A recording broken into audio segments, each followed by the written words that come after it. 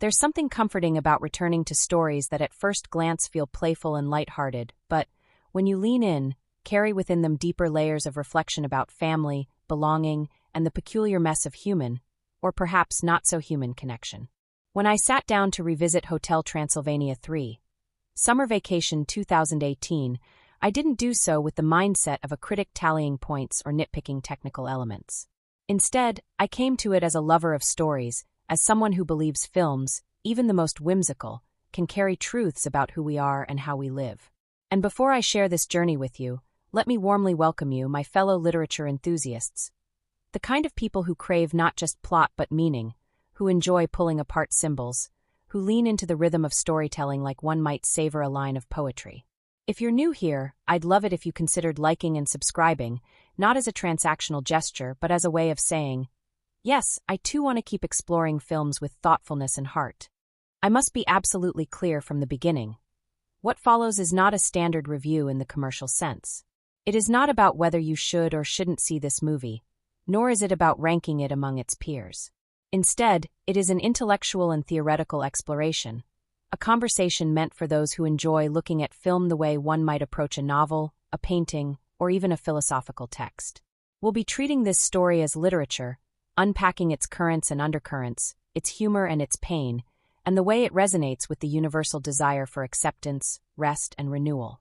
Think of this less as criticism, and more as a kind of fireside musing shared among friends who see cinema as another branch of storytelling worth cherishing. When I think about the world of this film, I find myself smiling at its audacity. Imagine the most ordinary of situations, a family trip, a summer getaway, a long cruise designed to give everyone a break from routine, and place it against the extraordinary backdrop of monsters who, like us, grapple with fatigue, yearning, and loneliness. What fascinates me is not the novelty of monsters on vacation, though that in itself is delightfully funny, but the way such a simple premise can reflect something profound about human restlessness. Because aren't we all, in some sense, searching for a place where we can stop performing for the world, where we can just be? That question, where can we belong, where can we breathe, is nestled beneath the slapstick and the laughter. I still remember the first time I watched it. I expected little more than colorful animation and a few laughs, something I could glance at in between other things. But as the story unfolded, I found myself strangely moved, reminded of times in my own life when I too needed a break from expectations. There was a summer years ago when my family, despite all the busyness of our lives, managed to escape together for a week by the ocean. It wasn't glamorous, not by any stretch, but it was healing. That act of stepping outside the routine, of sharing space without the constant hum of work or school or responsibilities, gave us back to each other. Watching these characters, odd and otherworldly though they were, embark on their own summer trip, I couldn't help but recall that same longing for pause. The overview of the story is deceptively simple. A father, long burdened by responsibilities, is nudged into joining his family and friends on a cruise. He goes reluctantly, weighed down by habit and fatigue, only to find the trip offering more than he expected. Not just relaxation, but a chance at new love, a redefinition of who he is outside of his work. The family, meanwhile, navigates the comical chaos of traveling together, encountering both new joys and surprising dangers along the way. It's a reminder that vacations, though designed to bring peace, often stir up new forms of tension and hilarity. But beneath the laughter is the deeper story of growth, vulnerability, and the ways we allow ourselves to change when surrounded by people who love us. What thrilled me as I followed the plot was not just the surface-level comedy, but the rhythm of contrasts. There are scenes of riotous laughter, slapstick humor that children adore, but then there are moments that linger like quiet breaths. The longing glance of a character who has not allowed himself to imagine love again, the tenderness of family members looking out for each other even when chaos erupts around them. These shifts reminded me of how the best comedies are not just about jokes, but about timing, about silence between the laughter, about the heartbeat beneath the noise. The plot teases its audience with both levity and darkness.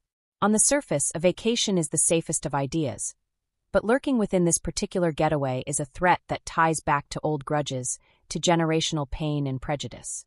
The villain is not just a caricature of evil, but a symbol of what happens when hatred calcifies, when it turns into tradition passed down like an heirloom.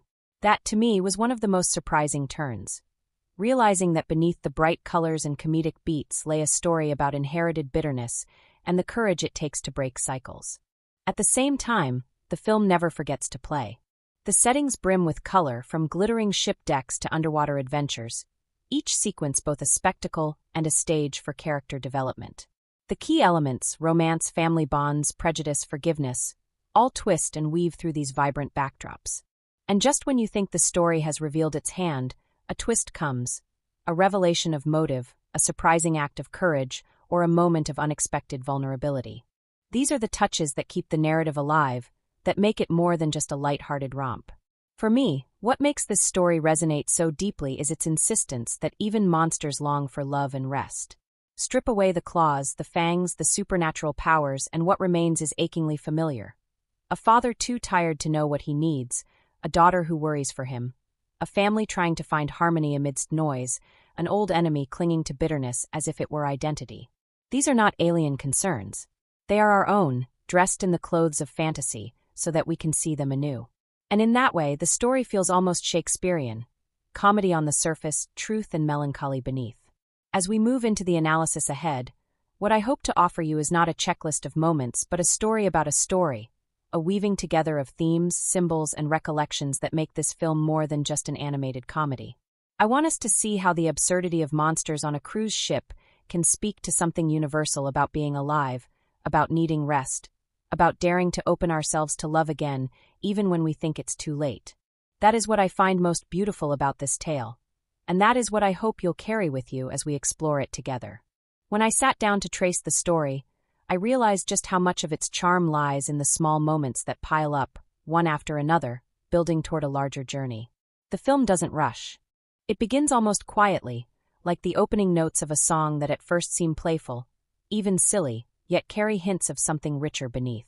And before you even realize it, you're pulled into the world, not just watching but remembering your own moments of longing, fatigue, and the curious ways love or surprise sneak up on you when you least expect them. The story begins with a sense of routine, a kind of endless rhythm that's both comforting and suffocating. The central figure, a father, is caught in the cycle of running his family's establishment, carrying the weight of every detail, every responsibility, like an anchor that has grown too heavy over the years. His world is defined by predictability. The guests arrive, the needs are met, the days pass, and he rarely stops to ask himself what he needs. There is warmth in his life, yes, a devoted daughter, a quirky circle of family and friends, but also a weariness that shadows his every step. This subtle ache of exhaustion becomes the soil from which the story grows. His daughter notices, as daughters often do. There's an instinct children carry, even when grown, to sense when their parents are withering under invisible weight. She sees the fatigue in his movements, the way his laughter doesn't carry as far as it once did, and she hatches an idea. What if they took him away from it all? What if, for once, he let go of work, let go of being the caretaker, and simply enjoyed life? That question shapes the first major turn, the plan for a family vacation. From here, the narrative blooms into something playful, almost chaotic. The cast of characters, each eccentric, each larger-than-life in their quirks, throw themselves into the idea of a grand getaway. There's a sweetness to it, this collective effort to coax their leader, their friend, their family anchor, into a space of rest. And yet, woven into the comedy of planning and anticipation is something more poignant. The fear that perhaps he has forgotten how to rest, how to open himself to joy without duty attached. The journey begins with the familiar mess of family travel. Anyone who has traveled in a group knows this rhythm. The endless questions, the bags that don't quite fit, the clashing personalities crammed together in small spaces. The film plays this up for comedy, of course, chaos spilling from every corner. But what strikes me most is how recognizable it feels. I remember trips with my own family where the car ride was filled with both laughter and bickering, where someone always forgot something essential, where tension simmered beneath excitement. That realism, even dressed in fantastical animation, is what keeps the film grounded. When they arrive at the cruise ship, the world shifts into something grander, almost overwhelming. The ship is not just a vessel, it's a spectacle, shimmering with luxury, dripping with color, every corner promising adventure. It's the perfect metaphor for escape, a floating paradise where problems, at least in theory, can't reach you. The father, hesitant at first, is dragged along, his reluctance giving way to quiet awe, as he sees the scale of this new environment. His daughter, delighted by his reaction, hopes silently that this will be the beginning of something transformative. It is here, aboard the ship, that the first sparks of romance appear. For all his reluctance, the father finds himself caught off guard by a stranger, a woman who exudes both strength and mystery. Their meeting is played with the kind of awkwardness that feels both comedic and tender. He, so unused to the idea of romance after years of single-minded devotion to family and work, stumbles in her presence, unsure how to respond to the pull he feels. She, meanwhile, hides secrets of her own. To the audience, their connection is immediate, undeniable, but it's laced with tension because we sense, long before the characters do, that this bond will complicate everything. The brilliance of these early interactions lies in their duality. On the surface, it's lighthearted. Two characters dancing around attraction, fumbling with words, exchanging glances that make everyone else chuckle knowingly. But beneath, it's profound. It's about vulnerability, the courage it takes to even consider love again when you've convinced yourself it's no longer possible. Watching him wrestle with this is deeply human. How many of us have reached points in our lives when we thought, that part of me is over, only to be surprised by a spark we didn't expect? Meanwhile, the rest of the group dives headfirst into the ship's endless entertainment. The film revels in these sequences, offering slapstick humor, absurd competitions, over-the-top performances, all of which keep the tone buoyant and playful. Yet even in these moments, there are glimpses of something deeper. The joy of found family, the silliness that binds people together, the reminder that life is not just about survival but about delight. These scenes, while comedic, also highlight the stark contrast between the father's hesitation and everyone else's exuberance, underscoring just how far he has drifted from carefree joy. As the voyage continues, threads of tension begin to weave their way into the tapestry. We start to notice that not everything about this trip is as simple as it seems. The woman who has captured the father's attention is more than she appears, and hints of an old, festering grudge begin to surface. This is where the story shifts gears, from a light-hearted vacation comedy into something more layered, a tale of inherited hatred and the dangers of clinging to the past. The ship itself becomes a stage for this unfolding drama, glittering on the outside, but carrying within it currents of danger. There's one sequence early on that I still recall vividly. The family participates in a grand excursion, something designed for spectacle and laughter, but in the background we glimpse the woman's true motives. She is not simply a romantic figure. She is tied to an enemy long thought dormant. This duality, love blossoming in one corner, hatred plotting in another, sets the stage for the rest of the narrative. It's a reminder that joy and danger often travel together, that even in moments of rest, shadows can follow. The father, oblivious at first, allows himself to lean into happiness. He begins to laugh again, to smile with a lightness that hasn't graced his face in years. The daughter, seeing this, feels a mix of relief and trepidation. She wants her father to be happy, but she senses something unsettled in the air, a tension she can't quite name. This push and pull, the joy of newfound love against the unease of hidden threats, creates a beautiful complexity that elevates the story beyond simple comedy. I find myself reflecting here on how often life imitates this structure.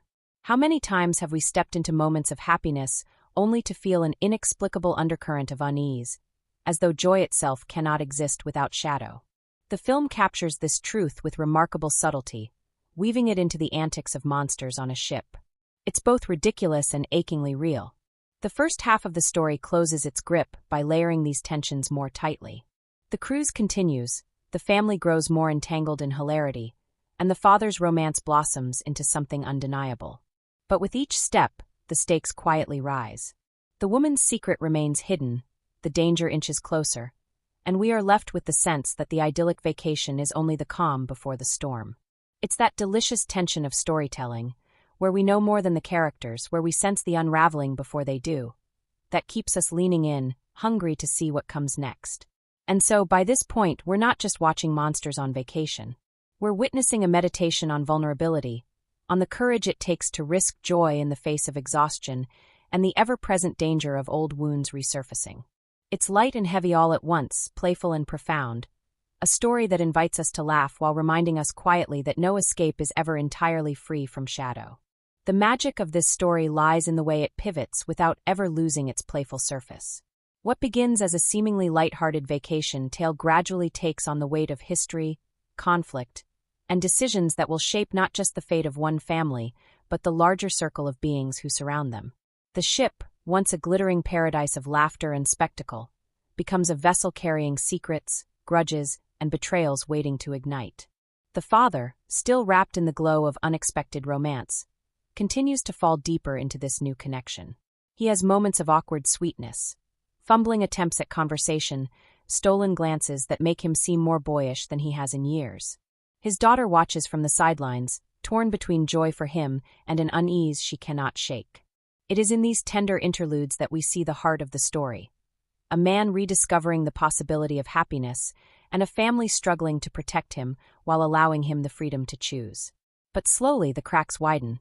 The woman he has fallen for carries a lineage of hatred, one tied to an old enemy whose vendetta has stretched across generations. Her motives, initially concealed behind smiles and warmth, are revealed in flickering shadows. The audience sees what the father does not, that this romance, while genuine in its spark, is entangled with a dangerous plot. Its tension almost unbearable at times, watching love and betrayal weave themselves together so tightly. The voyage reaches its turning point during a grand excursion. What begins as a spectacle of wonder, a dazzling underwater journey, shimmering creatures, laughter echoing through caverns, shifts suddenly into menace. The villain, long hidden, makes his move, manipulating the stage he himself has designed. The woman is caught between her duty to family and her growing affection for the very man she was meant to betray. Her struggle becomes the beating heart of this act. The tension of divided loyalty, the war between inherited hatred and newfound love. The family, too, senses the shift. What once felt like carefree entertainment now brims with unease. They notice strange behaviors, whispered conversations, a looming danger they can't quite name. The daughter, ever protective, begins to piece together fragments of the truth. There's a moment, a hushed conversation in the stillness of the ship at night, where she admits her fears to her friends, voicing aloud what the audience has already come to suspect. This vacation is not what it seems. That scene, though quiet, pulses with urgency. It captures perfectly the dread of realizing joy is fragile, that shadows always lurk at the edges of paradise. As the truth unravels, the tension between comedy and danger sharpens. The slapstick humor doesn't vanish. Characters still stumble, bicker, and make us laugh, but now every gag feels like a brief breath before the plunge. The villain's plan comes into full view. A scheme not just to ruin the trip but to annihilate, to rid the world of those he has long despised. The ship, once a sanctuary, becomes a trap. The bright lights and extravagant performances morph into the perfect cover for destruction. The woman at the center of it all becomes the axis of conflict. Her father's vendetta runs in her blood, but her heart has begun to betray him. She grapples with choices that will define her. Does she honor the legacy of hatred she has inherited, or does she carve out something new, guided by her own feelings? This internal battle is perhaps the most human element of the story, despite the fantastical trappings. It asks a question that resonates far beyond the screen. Are we bound to repeat the mistakes of those who came before us, or can we choose differently? When the climax erupts, it is both thrilling and heartbreaking. The villain unleashes his grand plan in a dazzling display of chaos. The ship is thrown into peril, passengers scream, the once joyful atmosphere twists into panic. Amidst this turmoil, the father finally sees the truth of the woman he loves. It's not a clean revelation but a jagged one. He realizes her connection to his greatest enemy, and for a moment, despair washes over him. To have opened himself to love, only to find betrayal at its core, is almost too much for him to bear. And yet, this is where the story turns. For while betrayal may hang in the air, the woman herself makes her choice. In the heat of destruction, she sides not with her father but with the man she has come to care for. It is not an easy decision. Her face contorts with grief as she defies her own blood, but it is the pivotal one.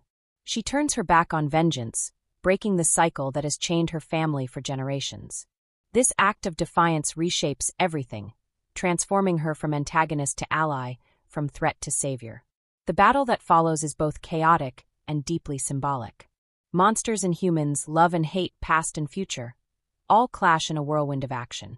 The father, revitalized by love yet wounded by betrayal, throws himself into the fight. His daughter stands at his side, fierce in her determination to protect him. The villain, consumed by his rage, lashes out with the fury of decades, but his hatred blinds him. In the end, it is not strength that defeats him but unity. The family standing together, the woman breaking free of her father's grip, the collective choice to embrace joy over bitterness. When the dust settles, the ship, battered but afloat, becomes a stage for reconciliation. The father, though shaken, acknowledges the courage it took for the woman to choose love over hate. His trust will not return instantly, but his heart, once closed, has cracked open. His daughter, relieved beyond words, sees her father not just as the protector he has always been, but as a man still capable of growth, still capable of surprise. The family, exhausted and exhilarated, gathers together in laughter, their bond stronger for having faced danger as one. The resolution comes not with a grand victory parade, but with a quieter truth. Rest is not just about escape, but about renewal. The vacation that began as a forced attempt at relaxation has become something far greater, a crucible in which love, trust, and identity were tested. Each character emerges changed. The father rediscovering joy, the daughter learning to let go, the woman carving a path beyond vengeance. Even the sillier companions, who bumbled through chaos with comedic flair, find themselves bound tighter to the family they've chosen. For me, the beauty of this ending lies in its insistence on choice. It would have been easy to paint the villain's daughter as irredeemable, to let the cycle of hatred continue unbroken. But the story refuses that path. Instead, it insists that love, even in the unlikeliest of places, can disrupt even the oldest of wounds. That message lingers long after the laughter fades, a gentle reminder that our pasts do not have to define our futures. As the final scenes unfold, we return to laughter, to joy, to music swelling in celebration. The ship sails on, carrying not just monsters on vacation but a family renewed, a man who has dared to open himself to possibility again, and a woman who has chosen to step out of her father's shadow. It is both an ending and a beginning, the close of one story and the quiet promise of another. And as I watched the credits roll, I found myself smiling, not because everything was perfect, but because it was honest. Because beneath the spectacle and comedy lay a story about love, forgiveness, and the courage to rest when the world demands you keep working. That, to me, is what makes this tale more than entertainment. It is a mirror, a reminder, a celebration of the messy, beautiful choices that define us. When I think back on the story, what lingers most vividly in my memory are not just the dazzling settings or the spectacle of the ship's grand halls, nor even the dramatic twists that punctuated the voyage, but the characters themselves. They live on in my imagination as if I had met them in person, as if their quirks, strengths, and vulnerabilities had brushed against my own. To me, that's always the true power of storytelling. Characters become companions, mirrors, even echoes of ourselves. And in this particular tale, each figure is drawn with a blend of comedy and sincerity that makes them feel deeply human, even when their outward forms are monstrous or fantastical. The father, at the center of it all, is perhaps the most layered presence. On the surface, he's the archetype of the weary patriarch, a figure who has carried his duties for so long that he's forgotten what it means to breathe freely. Yet beneath that stoic exterior lies a man who still aches for joy, even if he doesn't admit it to himself. Watching him stumble into romance after years of self-denial felt profoundly moving to me, because it echoed the very human experience of rediscovering parts of ourselves we thought were gone. He's endearingly awkward in love, almost childlike at times, and that contrast between his imposing exterior and vulnerable heart makes him unforgettable. I found myself smiling at his bumbling attempts to impress, laughing at his missteps, and yet also touched by the sincerity that underpinned every gesture. His daughter, by contrast, radiates youthful energy and determination. She's the spark that propels the story forward, the one who sees what her father needs even before he does. What fascinates me about her is not just her role as caretaker of his happiness, but her balance of lightness and strength. She carries herself with a playful spirit, laughing easily, embracing adventure, but underneath there's steel. She notices things others overlook, and her protective instincts drive her to action when danger looms.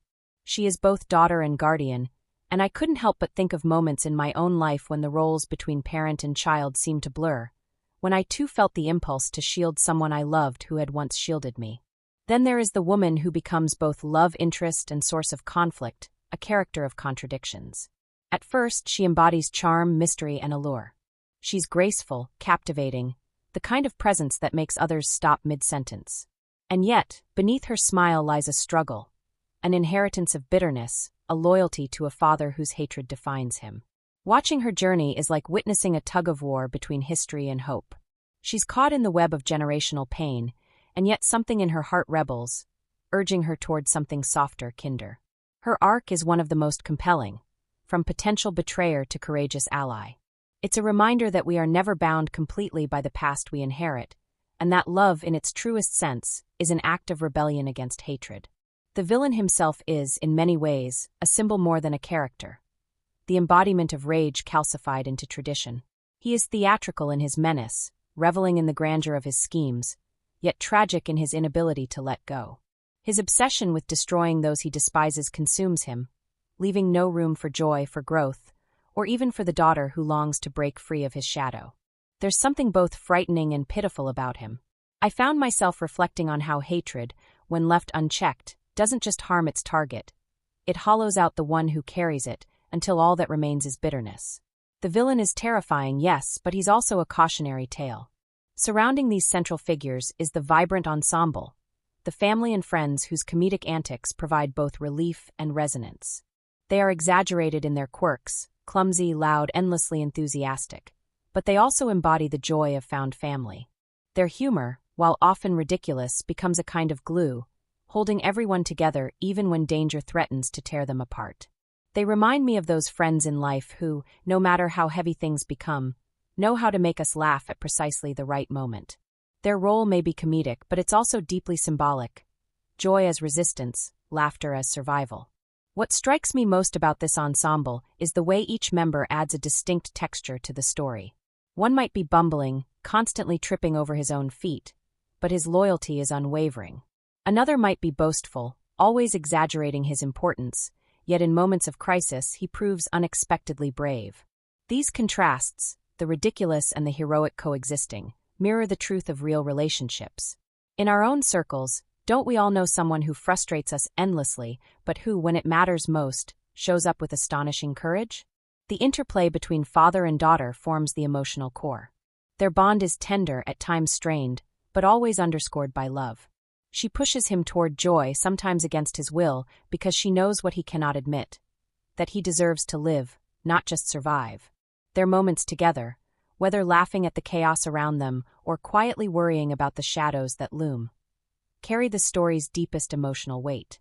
It reminded me of moments with my own family, when I found myself gently nudging someone I loved toward happiness, knowing they might resist, but believing it was worth trying anyway.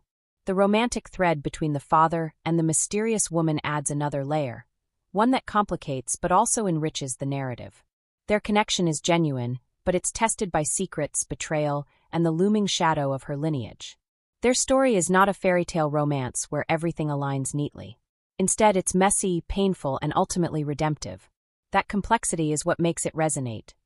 Love is not about perfection but about choice, about daring to step into vulnerability even when the risks are immense. What fascinates me most is how each character's arc reflects a larger theme. The father's journey is about rediscovering joy and allowing himself to be vulnerable again. The daughter's is about shifting roles, stepping into maturity, and learning that protecting someone sometimes means letting them take their own risks.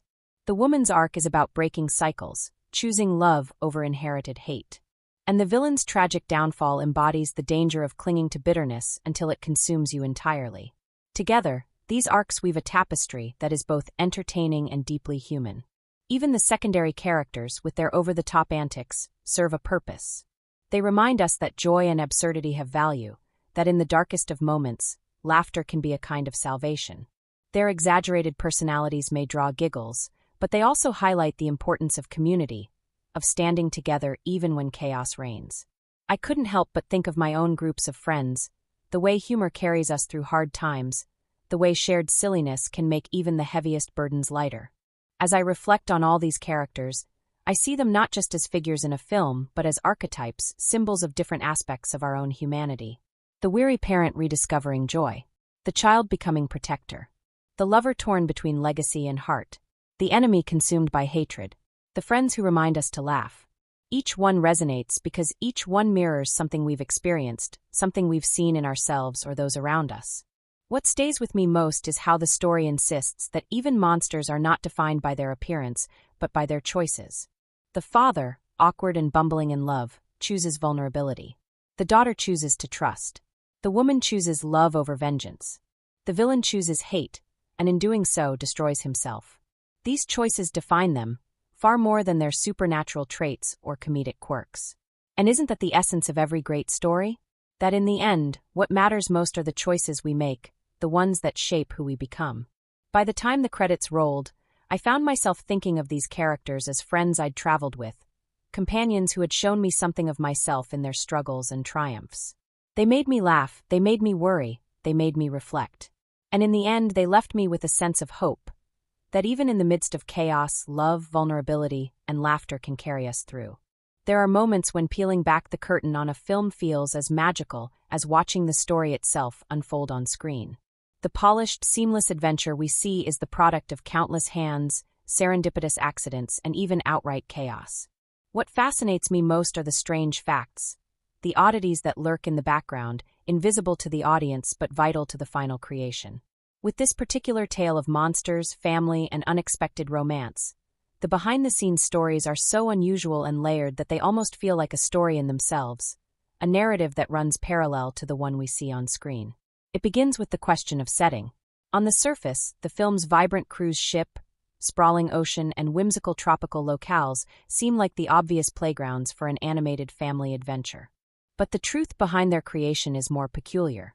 The animators, striving for authenticity, took trips to real cruise ships, meticulously studying everything from the reflective sheen of polished decks to the oddly hypnotic way buffet trays wobble when the ship rocks. One animator admitted that he grew so seasick on a scouting trip that he spent most of his time observing railings and light fixtures while trying not to faint. Ironically, his misery translated into extraordinary detail in the background textures of the animated ship, so much so that even the shimmer of water on the deck felt uncannily real. Then there was the matter of designing the food. What looks like a dazzlingly silly spread of monstrous dishes, everything from octopus tentacle appetizers to neon-colored desserts, was inspired by a very real culinary experiment. The art team held monster banquets in their studio where they combined foods that should never exist together. Purple mashed potatoes dyed with blueberry juice, sushi stuffed with candy, and a cake shaped like a screaming bat. They weren't delicious by any stretch, but they were visually inspiring. One story that has lingered with me is how a designer laughed so hard while sculpting a gelatin dish with googly eyes that she accidentally toppled the model onto the floor, where it landed intact and wobbled for several minutes. That moment convinced the team that wobbling gelatin monsters had to make an appearance in the film. Not all the oddities were planned. During production, one of the servers used to render ocean waves malfunctioned repeatedly, spitting out visuals that looked like water climbing up into the sky in unnatural spirals. Instead of discarding the glitch, some of the team studied it, intrigued by its eerie beauty. While they eventually corrected the rendering issue, fragments of that glitch informed the exaggerated swells and spirals of certain storm scenes. It's a small reminder that even mistakes can shape creativity in profound ways. Equally strange were the voice recording sessions. The actors, known for their comedic timing, often improvised lines that were never in the script.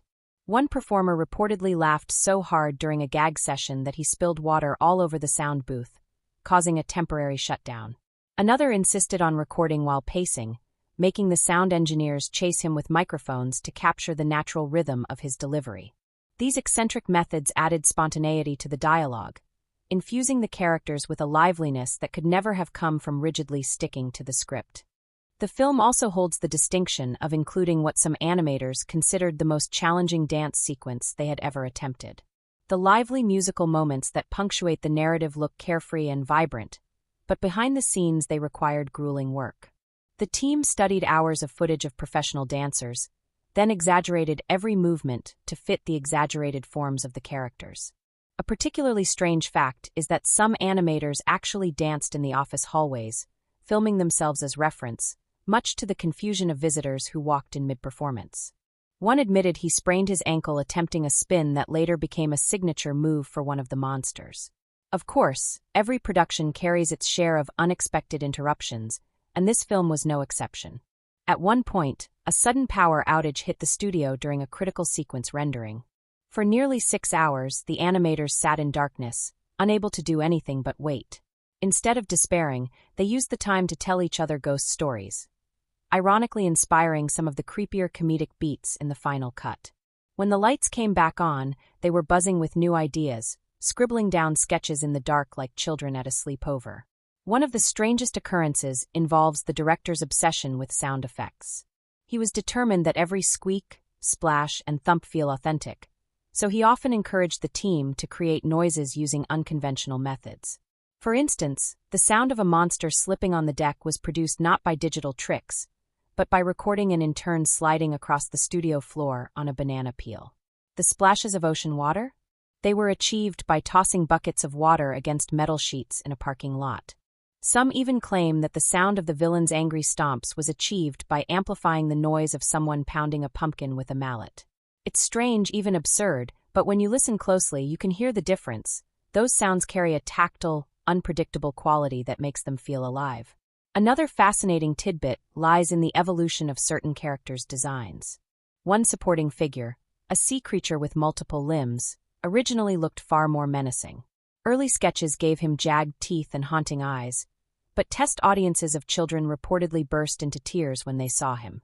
The team, recognizing they had gone too far, softened his features, rounded his eyes, and added a comically clumsy gait. What began as a terrifying monster transformed into a lovable source of comic relief. It's one of those strange reminders that stories aren't fixed.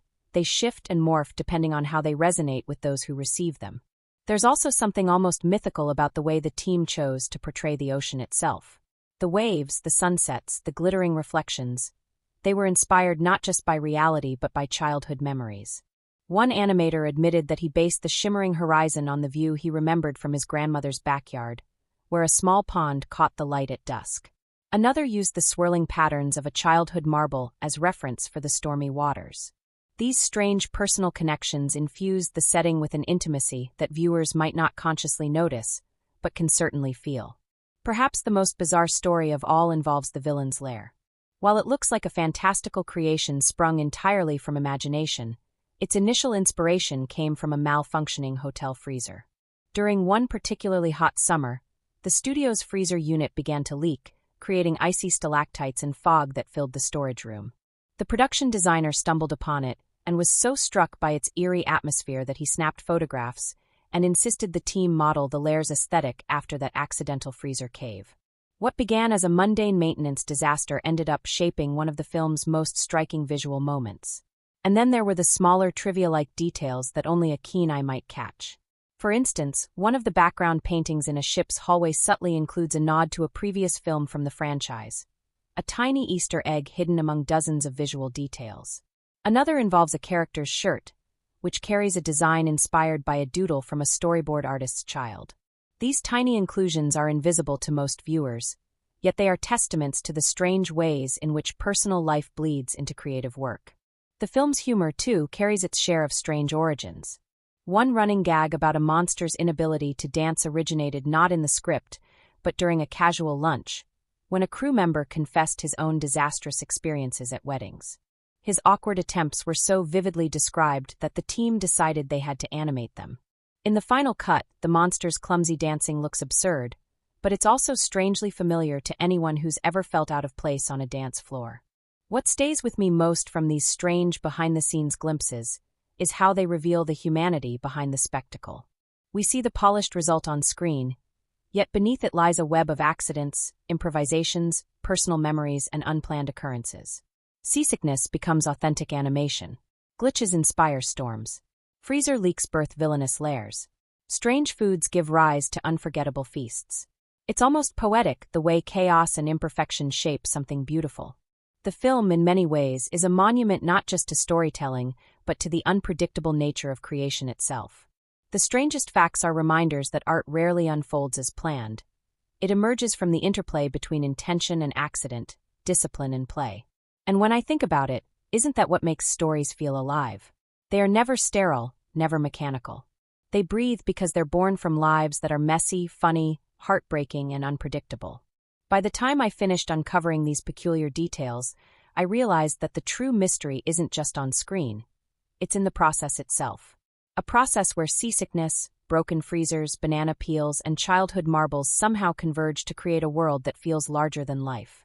And that, to me, is far stranger and far more magical than anything a script alone could have invented. When I think about films that mask their emotional weight beneath a surface of comedy and color, I find myself returning to this particular animated journey with a sense of both affection and curiosity. It's a film that pretends to be simple, a light-hearted romp with monsters set adrift on vacation. But beneath its cheerful disguise, it is quietly and persistently engaged in something larger. As I recount its most significant events from a critical perspective, I want to dwell less on the mere mechanics of what happens and more on the pulse of meaning that runs beneath. Because when viewed as literature rather than spectacle, each event becomes less about the what and more about the why. And in the why is where the story's strange resonance lies. The opening sequence itself is worth lingering over. What could be dismissed as slapstick chaos, monsters juggling responsibilities, laughter stitched into every line, also carries within it an atmosphere of fatigue. We see a father figure burdened by routine, his life consumed by endless management of others' needs. It is funny, yes, but also painfully human. The comedy is a veil for something universal. The exhaustion of care, the quiet longing for renewal. From a critical standpoint, this sets the stage for the entire narrative. What might appear to be a simple adventure is instead a meditation on what happens when those who give too much finally need to rest.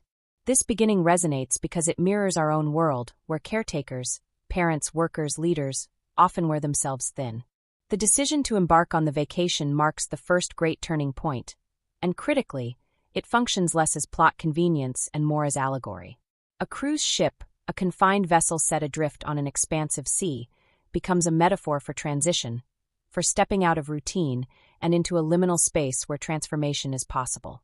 In literature, the sea often symbolizes the unconscious, a space of hidden fears and desires, and here it operates much the same way.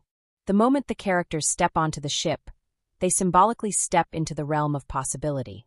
To see it this way deepens the scene's resonance. It is not just about relaxation, but about crossing a threshold into change. The arrival of romance in this setting offers another layer. Love, especially unexpected love, has long been a staple of comedy, but here it plays a more poignant role. The father's encounter with someone new is not just a plot device, but a mirror of vulnerability. To fall in love again after loss is a radical act of courage, and this event holds critical weight because it asks the audience to confront their own fears about second chances. Many films aimed at younger audiences shy away from depicting middle-aged romance, yet here it blooms at the very center. It challenges our cultural tendency to equate love with youth, and dares to suggest that renewal can come at any stage of life. Equally significant is the presence of family dynamics woven through the vacation narrative. The daughter's concern for her father is not only touching but thematically essential. She embodies the bridge between generations, a figure who honors tradition while still advocating for change. Their relationship, though presented with humor and affection, reveals the underlying tension between independence and loyalty, between wanting to protect and needing to let go. This event-driven tension between father and daughter mirrors broader themes of generational negotiation, a theme as old as literature itself. From a critical viewpoint, the introduction of the antagonist is perhaps the most fascinating moment. On the surface, he is comic, exaggerated, and larger than life, but beneath the buffoonery lies a chilling core. He is the embodiment of inherited hatred, a man whose prejudice has been passed down like a family heirloom. His vendetta is not personal but generational, a burden of animosity he refuses to release. This makes him far more than a villain in a children's story. He becomes a representation of how cycles of hate persist across time. The critical weight of his character lies in what he reveals about us.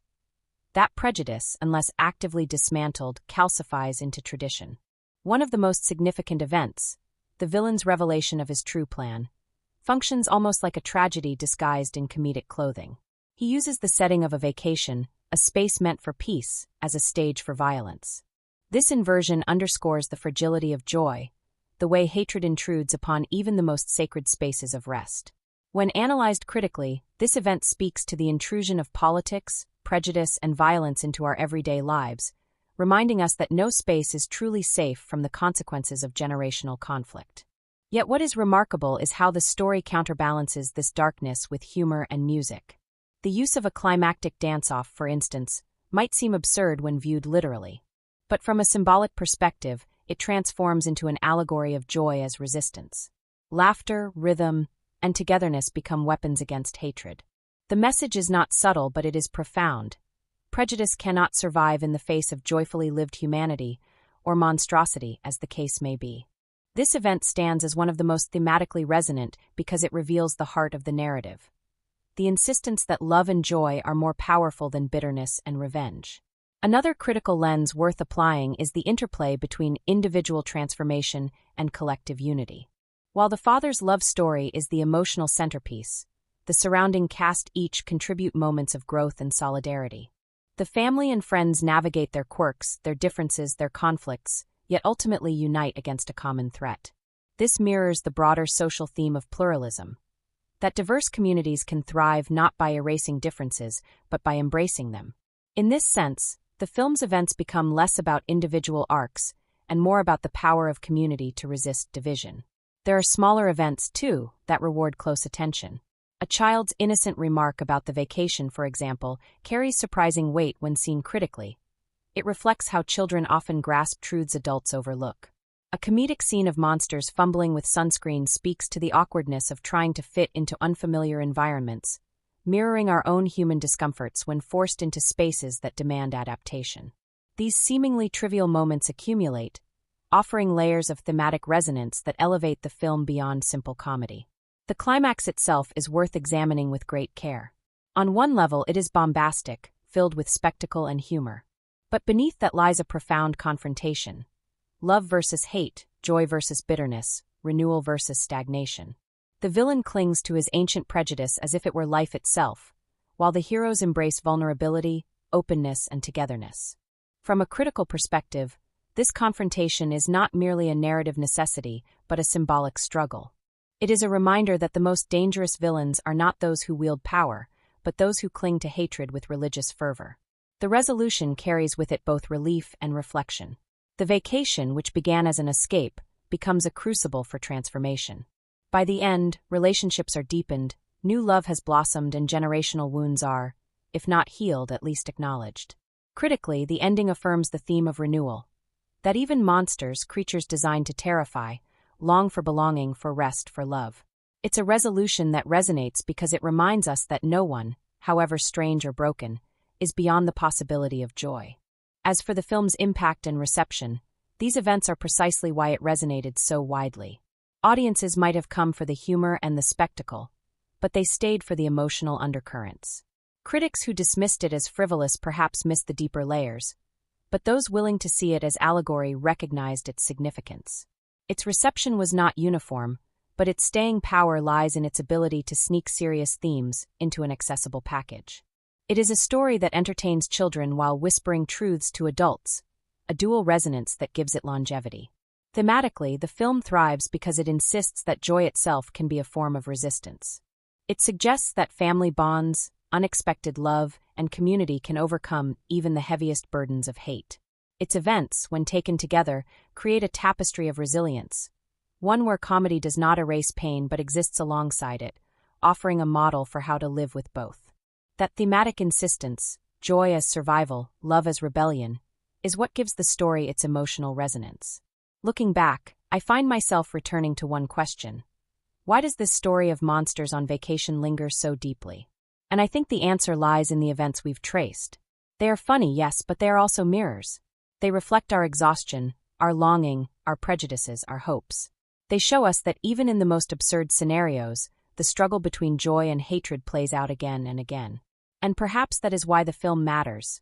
Not because it dazzles, but because it tells us, with humor and heart, that joy is worth fighting for.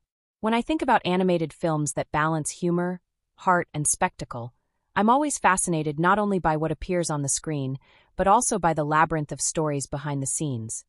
The quiet struggles, the bursts of laughter, the strange accidents that shape the final product. Watching this particular tale of monsters, romance, and vacation chaos, one can easily assume it simply emerged polished and effortless, ready-made for children and adults alike. But the truth is far stranger and more inspiring. The film is the result of countless experiments, small miracles, odd anecdotes, and relentless dedication from an army of animators, writers, sound designers, and voice actors. To peel back those layers feels like uncovering a second story hidden beneath the first, one just as colorful, though in its own messy, human way. The filmmaking process began, as it always does, with vision. The creative team wanted to shift the tone from the castle-bound antics of the earlier stories into something freer, sunnier, more unexpected. They asked themselves, what happens when monsters, long confined to a single location, are thrown into an environment built for human joy? That question became the seed of the film. Early brainstorming sessions reportedly filled whiteboards with sketches of beaches, cruise decks, underwater worlds, and tropical islands, each doodle growing more absurd and delightful than the last. Some ideas never made it past those early scrawls, like a scene where a vampire tried and failed to surf. But even the discarded visions helped shape the vibrant world we eventually saw. One of the earliest production insights that still surprises me is how seriously the team took the vacation aspect. They weren't satisfied with imagining what a monster cruise might look like. Instead, they took actual research trips to cruise ships, observing the oddities of human leisure. Animators sat in buffets, notepad in hand, sketching the way food piled up in strange combinations on plates. Others loitered near pools, fascinated by how people slathered on sunscreen, or how the reflection of water bounced chaotically onto nearby walls. A few confessed that they grew seasick while observing the ship's endless rocking, but those moments of discomfort became part of the texture. Even the exaggerated sway of the animated ship carried echoes of real experience. Then came the characters. Each had to be redesigned to fit the vacation aesthetic. Imagine the challenge. Monsters who typically wear gothic outfits now had to don shorts, swimsuits, and sun hats. The animators laughed through endless drafts of sketches.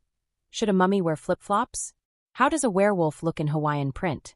One fun anecdote that slipped out during interviews was that an animator spent hours arguing over whether a vampire's cape would drag in the sand or hover above it.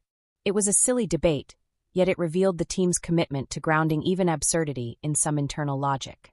Eventually, they decided the cape would move dramatically but never quite get dirty, because, after all, magic has its perks. The voice actors' contributions added another layer of unpredictability. Recording sessions were often less about sticking to the script and more about playing, experimenting, and discovering new rhythms. One actor reportedly delivered so many improvised lines during a romantic scene that the writers reworked the entire sequence to fit his spontaneous energy. Another had such a habit of breaking into laughter mid-recording that the engineers began saving those giggles, later sneaking them into background moments of crowd noise. These unplanned sounds gave the film a texture of spontaneity, a feeling that the world was alive beyond the script. Music, too, played a pivotal role in shaping tone.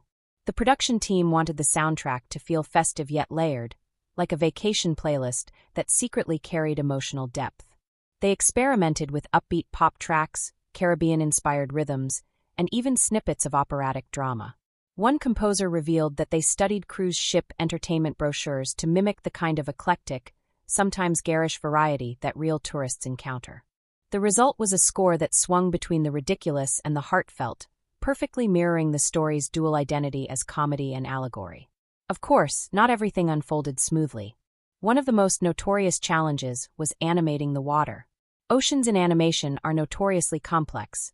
They must feel vast yet playful, realistic yet stylized. The team spent months perfecting the way sunlight would scatter across waves, how foam would ripple against the ship, and how underwater scenes would distort light. At one point, a rendering glitch caused the water to spiral upward in unnatural towers, creating a nightmarish vision of a sea defying gravity. Instead of discarding it entirely, the animators studied the glitch, repurposing some of its surreal distortions into the more exaggerated storm sequences. In this way, even technical mishaps became fuel for creativity. Perhaps my favorite behind-the-scenes story involves the food animation. The banquet scenes, filled with absurd monster delicacies, look whimsical on screen, but they were the product of serious culinary invention. The art team hosted monster buffets in the studio, where they experimented with grotesque yet comical food combinations. Jelly molded into screaming faces, cakes topped with gummy eyeballs, glowing drinks that looked radioactive. These experiments weren't edible, but they inspired the visual flair that defined the meals in the movie. One story that always makes me smile is how a gelatin mold with fake eyes fell to the floor, bounced intact. and wobbled dramatically for minutes. That accidental wobble inspired the creation of living gelatinous creatures in the final cut. Interaction among the crew was often as lively as the film itself. Animators staged dance-offs in the office hallways to study exaggerated movement for musical sequences. A director reportedly sprained his ankle trying to mimic a spin, much to the amusement of the team. Sound engineers, tasked with capturing authentic effects, took to absurd methods, slipping on real banana peels, slamming water buckets into metal sheets, and even pounding pumpkins with mallets to mimic stomping footsteps. One intern, drenched repeatedly in water during these experiments, later joked that he had sacrificed his dryness for cinema. Those strange, tactile sounds are what make the film's slapstick moments land with surprising weight. Then there were the little-known details, the Easter eggs and hidden tributes sprinkled throughout. One background painting in a hallway contained a sly nod to a previous installment in the series. A child's doodle, brought in by a storyboard artist, became the design for a minor character's t-shirt. Even the villain's lair, with its icy, cavernous appearance, was inspired by a real accident in the studio, a malfunctioning freezer that produced eerie icicles and fog. When the production designer stumbled upon it, he snapped photos and declared, "This is what evil should look like." What fascinates me most is how personal memory often seeped into creation. One animator based the shimmer of the ocean at sunset not on photographs, but on childhood recollections of a pond behind his grandmother's house. Another used the swirls of an old marble toy as reference for stormy waves. These fragments of private life, stitched into the fabric of the film, give it a kind of intimacy beneath its exaggerated comedy. The challenges, though, were relentless. Deadlines loomed, and the sheer scale of the animation, dozens of characters, intricate settings, constant motion, meant that the team often worked late into the night. There are stories of animators dozing at their desks, headphones still playing loops of background sounds. Yet amidst the exhaustion, there was camaraderie. One crew member described it as a family on a cruise together, echoing the very story they were telling.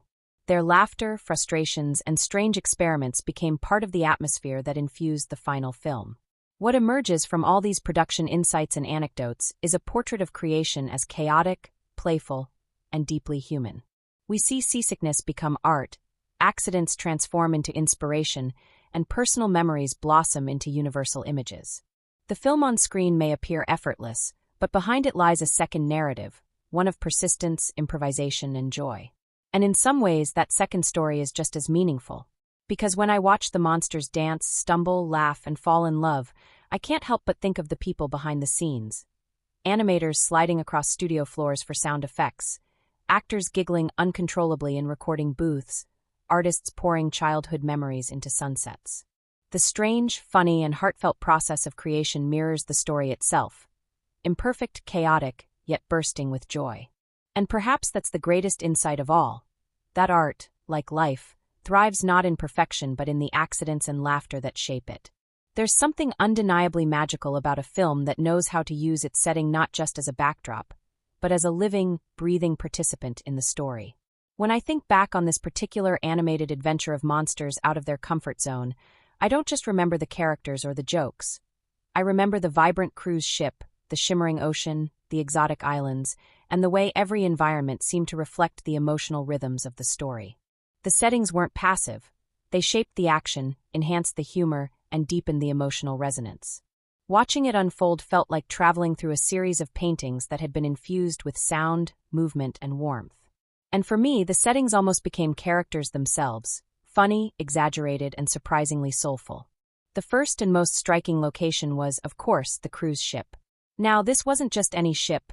It was a floating palace of absurd luxury, bursting with color and architectural quirks that perfectly matched the eccentric personalities of its monstrous passengers. The design leaned into exaggeration, with hallways that seemed too grand, dining rooms dripping with over-the-top decadence, and pool decks that stretched into cartoonish infinity. It was a space designed to evoke both awe and comedy. I remember laughing at the sheer audacity of its size, while also feeling immersed in the atmosphere of excess. The cinematography made sure we felt that scale. Sweeping wide shots of the ship against the open sea reminded us of its isolation, while tighter frames inside emphasized its crowded, chaotic life. What fascinated me was how the ship itself mirrored the central theme of vacation as chaos. The characters stepped onto this vessel with expectations of rest, only to find it buzzing with constant energy, danger, and silliness. Every hallway seemed to lead to another spectacle: karaoke contests, dance battles, or elaborate buffets. The animators filled the background with sight gags: monsters attempting yoga, skeletons sunbathing despite having no skin, fish creatures splashing about in pools. All of these details added layers to the world, making it feel alive beyond the main story. I found myself pausing the film just to absorb these tiny background jokes, which often said as much about the characters as the central plot did. Beyond the ship, the ocean itself became an essential character. The animators clearly spent months mastering the interplay of light and water, because the sea carried its own moods throughout the film. In moments of calm, it glittered serenely under the sun, creating a carefree, relaxing mood. But when danger loomed, those same waves transformed dark, turbulent, menacing. The cinematography here was remarkable, shifting perspective to emphasize scale. Wide aerial shots during storms made the ship feel tiny and fragile, while close-up shots of crashing waves emphasized their raw power. For me, the ocean symbolized both the thrill and the unpredictability of adventure. It reminded the audience that while vacations may seem safe, they often lead us into the unknown. And then, of course, there was the exotic island, the jewel of the journey, where the climax unfolded. This location fascinated me most of all, because it combined lush beauty with a sense of lurking menace. Towering cliffs loomed over tropical forests, glowing caves invited exploration, and volcanic landscapes simmered with both danger and allure. The animators clearly drew inspiration from real-world tropical locales, but heightened them into fantasy. Palm trees seemed taller than nature would allow, flowers burst with impossible colors, and lava glowed like liquid neon. It was exaggerated, yes, but deliberately so. It mirrored the heightened emotions of the characters themselves. One of the most powerful uses of this island was the volcano. Symbolically, it represented the eruption of hidden feelings and unresolved conflicts. The cinematography leaned into this symbolism. The glowing red against dark skies created tension, while the trembling earth reminded us of how fragile their adventure had become. I couldn't help but see parallels between the unstable volcano and the emotional instability of the characters at this point in the story. The pressure was building, and something had to give. The way the animators captured the light of lava reflecting on the characters' faces was especially memorable. It turned what could have been a cartoonish detail into a moment of genuine gravity. Lighting, in fact, played a huge role throughout. Bright, saturated colors dominated the comedic sequences, creating an atmosphere of fun and silliness. The poolside scenes glowed with sun-soaked warmth, while the evening parties shimmered with golden lights and sparkling reflections. But when tension rose, the palette shifted dramatically. Cooler tones crept into the frame, blues, purples, and shadows that seemed to swallow the characters. This visual storytelling was subtle but effective, guiding the audience's emotions without words. I found myself responding instinctively to these shifts, feeling relaxed during golden sunsets, tense during stormy blues, and exhilarated during fiery reds. Cinematography also emphasized perspective in clever ways. In humorous moments, the camera often played tricks, zooming in comically on a shocked face, tilting dramatically during a silly pratfall, or using exaggerated angles to make the chaos feel larger than life. In contrast, emotional moments were grounded with steadier framing and softer focus, allowing the audience to linger on expressions and gestures. It was a masterclass in how visual style can enhance tone. Every decision felt deliberate, designed to keep us laughing when we needed levity and moved when the story asked for sincerity. Another subtle but brilliant touch was the way the film used motion. The constant rocking of the ship was animated with such care that you could almost feel it in your own body. Characters leaned as they walked, drinks wobbled on tables, and pool water sloshed just slightly more than expected. This continuous motion gave the environment a sense of realism, while also setting up endless opportunities for slapstick humor. I remember chuckling at how even background characters seemed to be subtly adjusting their balance. It showed just how much detail went into making the setting feel alive. And I can't forget the underwater sequences. Diving beneath the waves opened up an entirely new world, glowing fish, eerie ruins, and vast expanses of blue stretching into darkness. These moments felt almost dreamlike, contrasting with the noisy energy above the surface. The sound design worked in harmony with the visuals here. Muffled voices, echoing currents, and the gentle pulse of bubbles created an immersive atmosphere. For me, these scenes carried a sense of mystery, as if reminding us that even in a comedic story, there are depths yet unexplored. What I love most about these settings is how they consistently reflected the characters' emotional journeys. When the group felt carefree, the world around them burst with light and color. When tensions rose, the atmosphere darkened. When love blossomed, the environment softened with romantic hues. This synchronicity between setting and emotion is what elevated the film beyond a simple comedy. It reminded me of how in literature, landscapes often mirror inner states. A storm signifying turmoil, a sunset symbolizing closure. Here, those same literary devices were translated into animation with playful, yet meaningful precision. Even the smallest locations carried weight. A simple deck chair became the site of awkward flirtation. A karaoke stage became the battleground for self-expression. A dark corridor hinted at hidden schemes. Every space, no matter how minor, was charged with purpose. That's what made the settings feel more than decorative. They were narrative tools, shaping how events unfolded. For me, the most memorable aspect was the way the settings created contrast. The dark, gothic tones of the earlier stories gave way to bright, tropical vibrancy. This shift didn't just refresh the series visually. It symbolized the characters stepping into unfamiliar territory, both literally and emotionally. The clash between their monstrous forms and the sunny, human-like environments created a constant comedic tension. Watching a vampire apply sunscreen or a mummy lounge on a beach chair wasn't just funny. It was a visual metaphor for adaptation, growth, and the awkwardness of change. Looking back, I realized that what made the settings so powerful was their duality. They were exaggerated enough to fuel comedy, yet detailed enough to feel believable. They balanced whimsy with weight, humor with symbolism. The cruise ship, the ocean, the island, they weren't just places. They were mirrors, amplifiers, and sometimes provocateurs. They gave the characters a stage on which to stumble, dance, and evolve. And they reminded us, as viewers, that environment shapes experience, that where we are often influences who we become. That's why, when the credits rolled, I didn't just feel like I had watched a story unfold. I felt like I had traveled through sunlit decks, stormy seas, glowing caves, and fiery volcanoes. The journey stayed with me, not just for its laughs or twists, but for the way its world felt alive. And that, to me, is the true power of setting and cinematic elements. They don't just decorate a story, they breathe life into it, making it resonate in ways that linger long after the screen goes dark.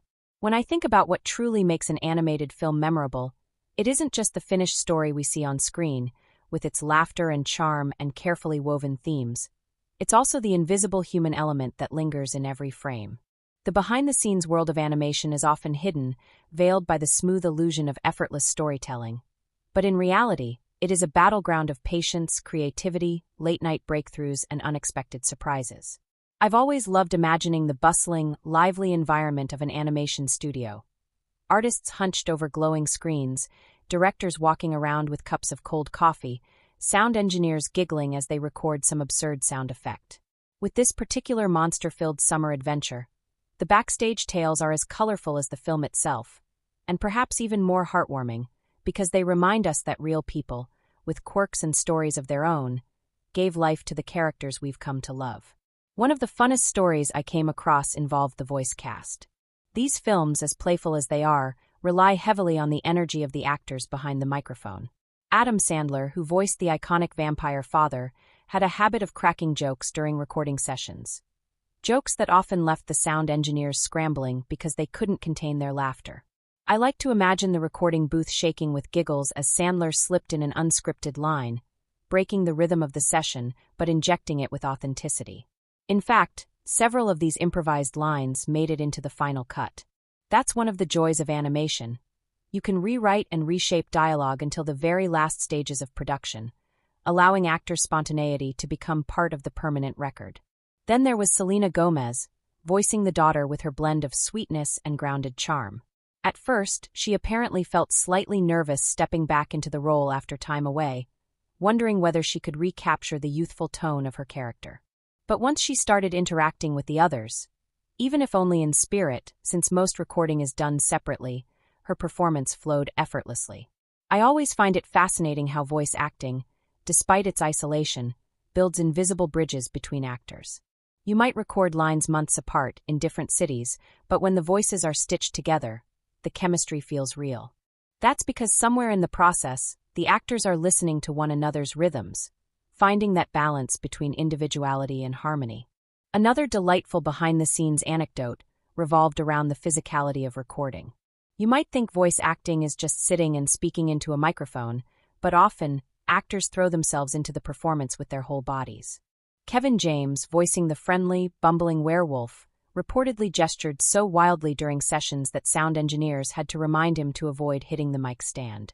Mel Brooks, who lent his voice to the grandfather, was said to leap up from his chair when reading especially fiery lines, as though forgetting that his animated counterpart would do the physical work for him.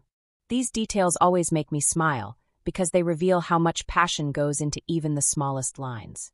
The characters feel alive because the actors lived them, even if only in a padded booth surrounded by wires and foam.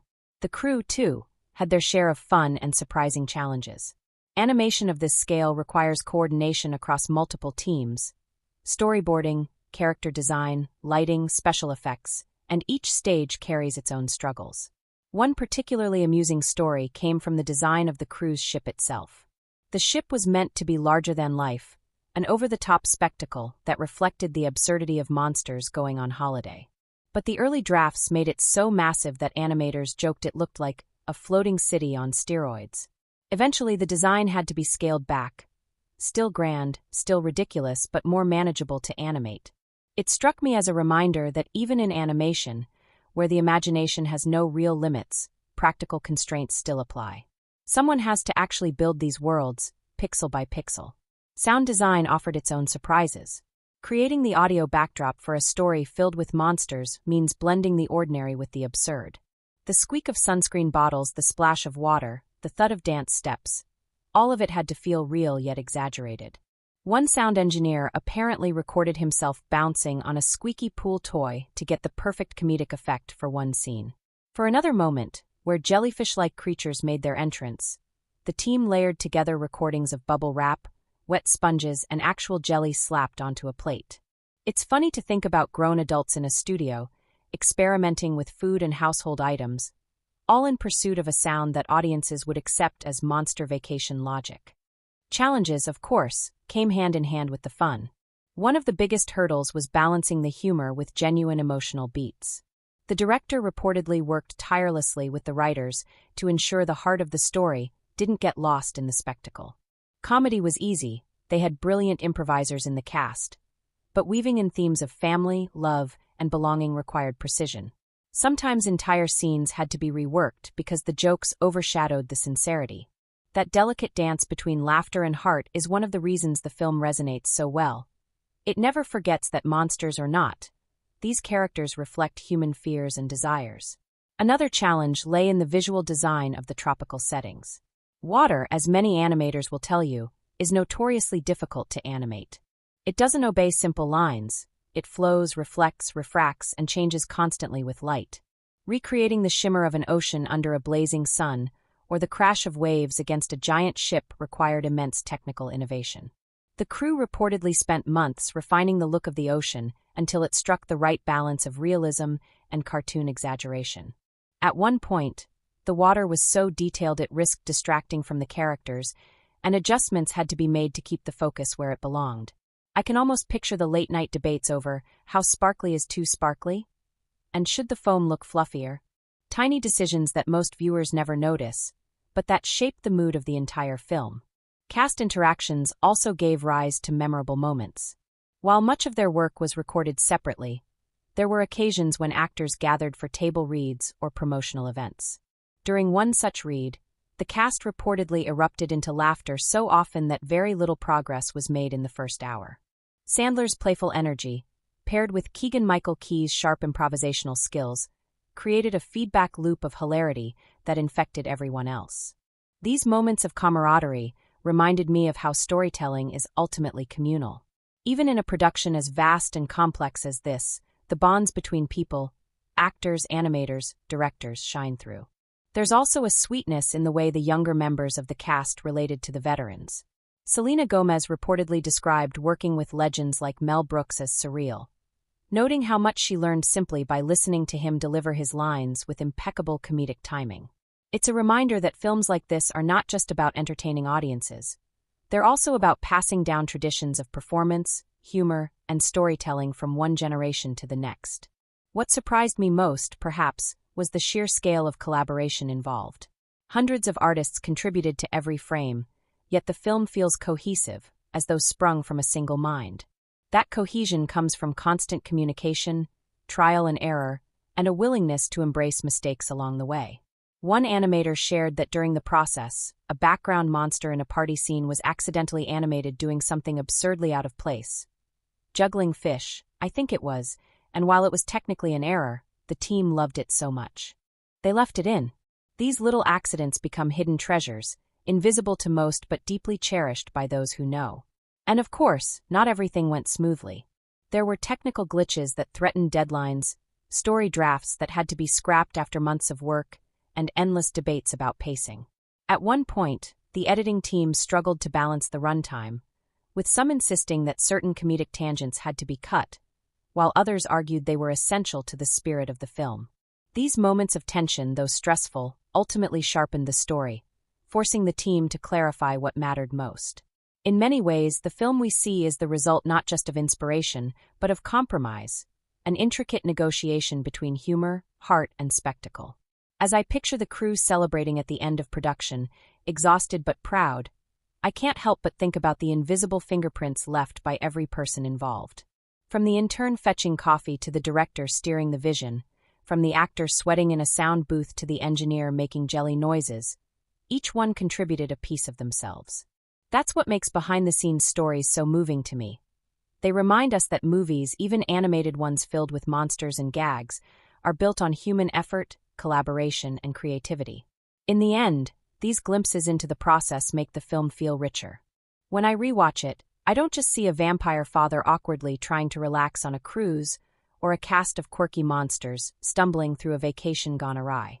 I see the laughter in the recording booth, the endless arguments over how waves should sparkle, the camaraderie of a team pushing through obstacles. And somehow, knowing those stories makes the experience of watching even more magical. Because really, the behind-the-scenes world is its own kind of story, one of resilience, humor, and collective imagination. And just like the film itself, it leaves me smiling long after the final credits roll. When I reflect on animated films that leave a lasting impression, I often find that it isn't the slapstick humor, the flashy visuals, or even the charming characters that linger with me the longest. It's the themes quietly woven beneath all of that glittering spectacle. Those threads of meaning, those hidden currents of symbolism, they're what transform a family-friendly comedy into something that resonates across generations. This particular story, filled with monsters on a summer holiday, is one of those films that sneaks up on you with its depth. It presents itself as a light-hearted romp, all cruise ships and dance battles, but tucked inside its laughter are reflections on grief, healing, love, and the universal yearning to belong. To me, that's the true magic of this tale. The way it entertains while whispering truths that are deeply human, even though the characters themselves are far from human. One of the clearest themes that emerges is the idea of moving forward after loss. At the center of it all is a character who has carried the weight of loneliness for far too long. He clings to routine, to the safety of his world, to the belief that his heart has closed forever. The vacation becomes more than just a setting. It's a symbolic departure from his comfort zone, a literal voyage away from the walls he has built. Boarding that ship is not just about traveling across the sea. It's about entering a space where change is possible, where vulnerability might resurface. I remember the first time I realized that every step he took on deck was like a step toward letting go of grief. It's the kind of symbolism you don't need spelled out. You feel it in the way his posture changes, in the awkwardness of his attempts to enjoy himself, in the softening of his tone when new connections begin to stir. Love in all its forms is another dominant theme. It isn't just romantic love, though that thread is certainly present, but also parental love, generational love, and even the love between friends who see each other as chosen family. The bond between father and daughter remains the emotional anchor of the story. Their relationship is symbolized most clearly by the constant contrasts between shadow and light. In darker, more controlled spaces, we see his protective instincts dominating, as if he's hiding both her and himself from the world. But once the vacation begins, light floods the frame. Sunlight, moonlight, the warm glow of candles. Each one seems to signal the widening of his heart, his gradual acceptance that letting his daughter live fully is not losing her, but loving her more deeply. That light becomes almost a character itself, a reminder that love is about illumination, not concealment. Romantic love, meanwhile, is explored through the idea of destiny, or what the film calls a zing. On the surface, it's played for humor, this notion of monsters falling head over heels at first sight. But symbolically, it carries the weight of inevitability. It's about how love strikes when least expected, how it defies logic or even desire.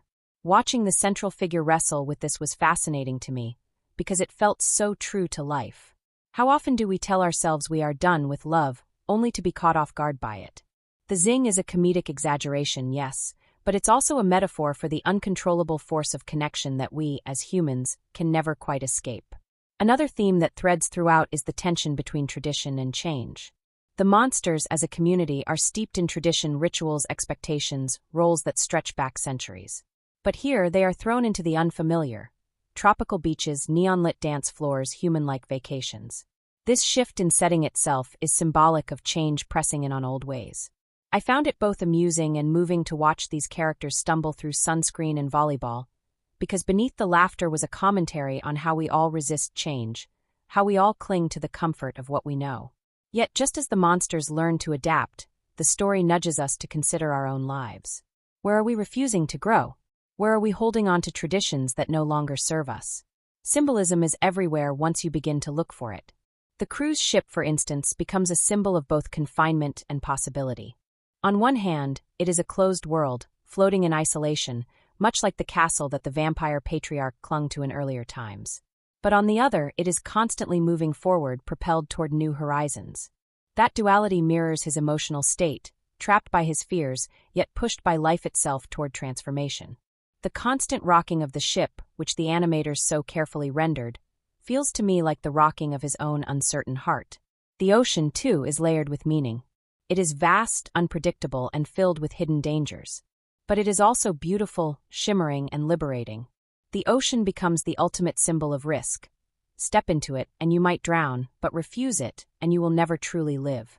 For the monsters, who have always defined themselves in opposition to humans, the ocean represents the unknown. For the vampire father, it represents the leap of faith required to love again. I've always found that the most powerful symbols are those that can be both terrifying and beautiful at once, and the ocean in this story captures that perfectly. Then there's the volcano on the island. Explosive, fiery, simmering just beneath the surface, it doesn't take much to see its symbolic resonance. It reflects the buried emotions of the characters, particularly the suppressed desires and unspoken conflicts that threaten to erupt. When it finally does, in the climactic sequence, it feels less like a random disaster and more like the inevitable release of all that tension.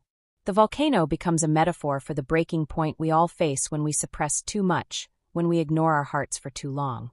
It is both destructive and transformative, clearing the way for new growth once the fire subsides. Even the comedic details carry symbolic weight. The sunscreen gag, for example, where a vampire slathers himself in SPF to survive the sun, is funny on the surface but also symbolic of compromise, of learning to adapt rather than resist.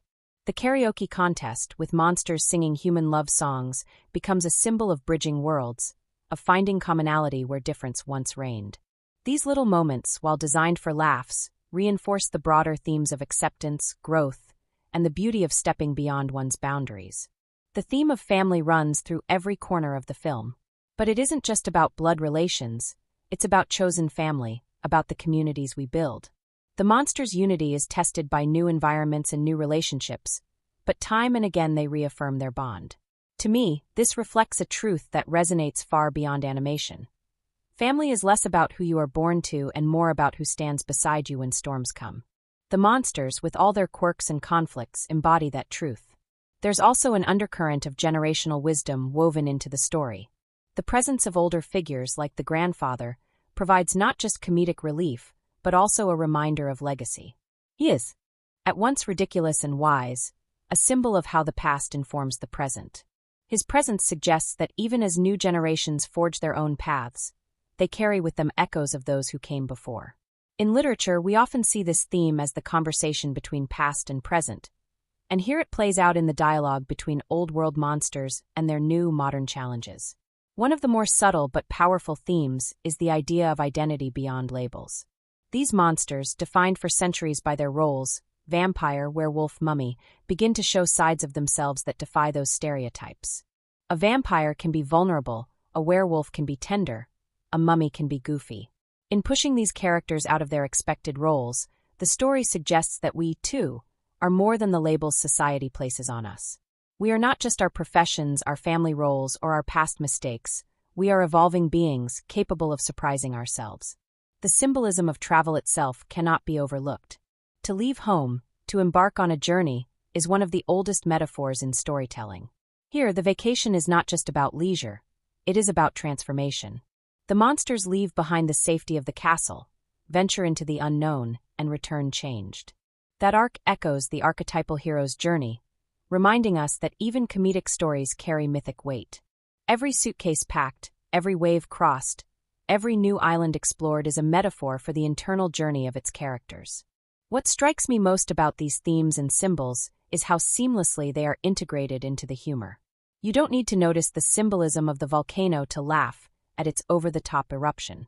You don't need to reflect on the ocean's duality to marvel at the animation. Yet if you choose to look deeper, those meanings are there, enriching the experience. That's what makes the story work on multiple levels.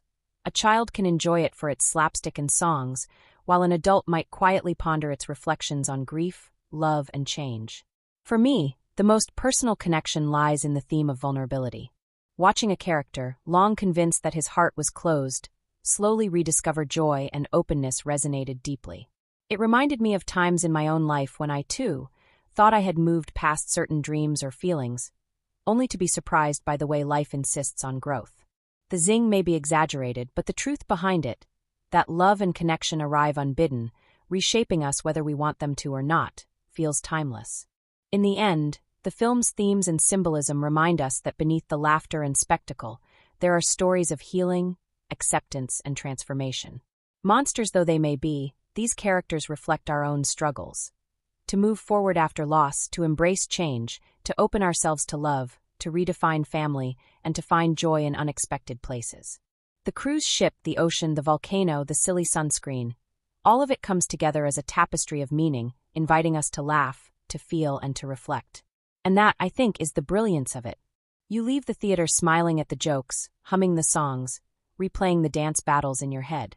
But later, in the quiet of your own thoughts, you realize the story has whispered something deeper into you. Something about resilience, about love, about the endless possibility of transformation.